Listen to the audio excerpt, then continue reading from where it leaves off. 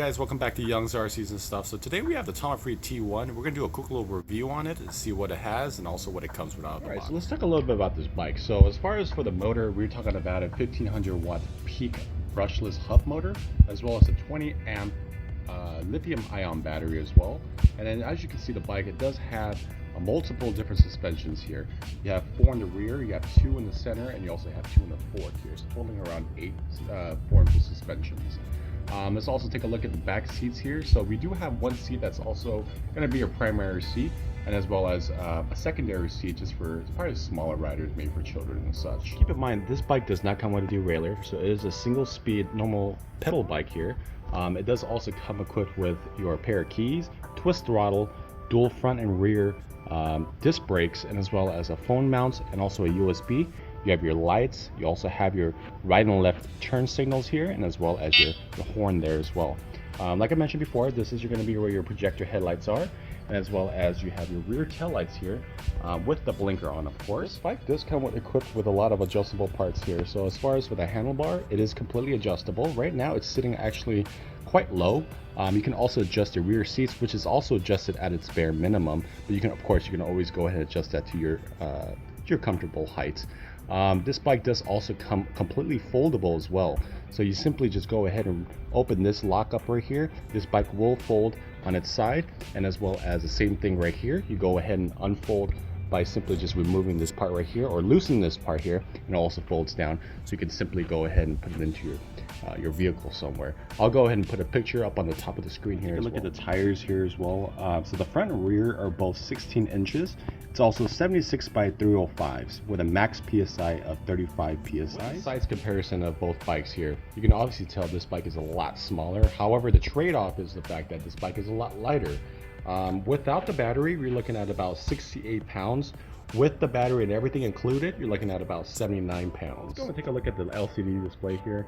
So it does come with a battery display here, as well as your miles per hour, your trip, and also as well as which mode you're on here as well. At a default, this bike is set at M2. For reasons why I'm not too sure, I don't think you can be able to adjust that to where it does set at default at M1. However, it does set itself at M2. Now, if you do want to also cycle through different options here, you can go ahead and press down the M button. It'll take you into odometers.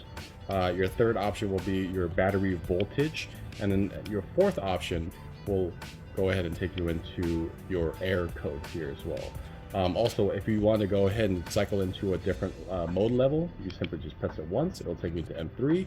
Push it back, it'll take you to M1, and then back to M2 here as well. Look at the P settings on this bike. So you're going to go ahead and hold down the mode button as you go ahead and turn on the key.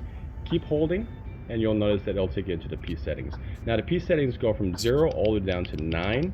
And what I did realize also is from P0, that's going to go ahead and be your LCD light display. Then you have your voltage, and then you also have your tire size, and then you'll have your maximum speed where you can unlock it, which is a 110 there. From P4 all the way down to P9. Now I don't really know exactly what they do. There's no instructions on these on the website or on the manual, so I'm gonna have to go ahead and play around with it for a little bit. T1 on Amazon for $669, and also it goes for the same price on their website as well. I believe they also have a 1000 watt and then like a 1200 watt as well that's available for much cheaper.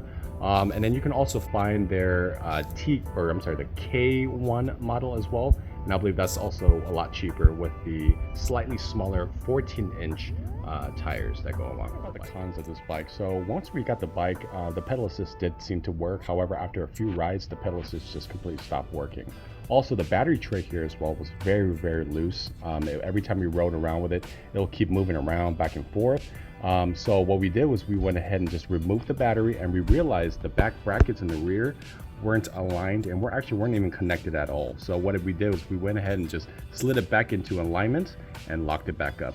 Now also, this bike does also have a removable battery where you can simply just go ahead and look underneath the seat here. There's a little click.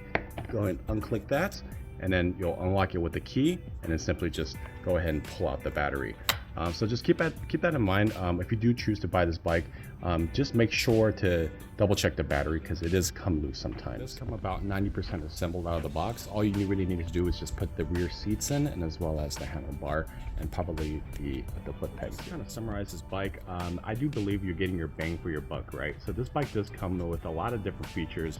You're looking at a foldable e-bike as well as a removable battery. You have 1500 watts in the rear. You have 8 different shocks as well as 16-inch tires. The bike does also have adjustable seats and as well as your steering wheel. So do I recommend this bike? Sure. For the price, I think you can also find bikes for a lot cheaper with less features. Also, you can find bikes that are a lot higher with higher features. So just go ahead and do your research and see what you think about other bikes. But I do recommend this bike for many different riders.